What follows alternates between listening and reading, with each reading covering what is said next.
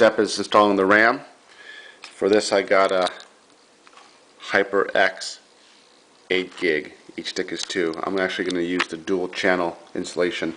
So one stick in slot 1 and one stick in slot 2. Let me see if I can do this one-handed while I'm filming.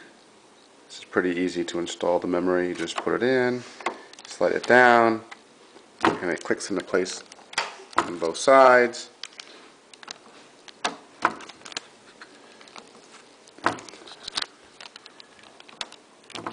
Then I'll do that to the next one.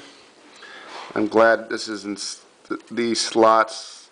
I can barely get it in with the fan. And then second slot.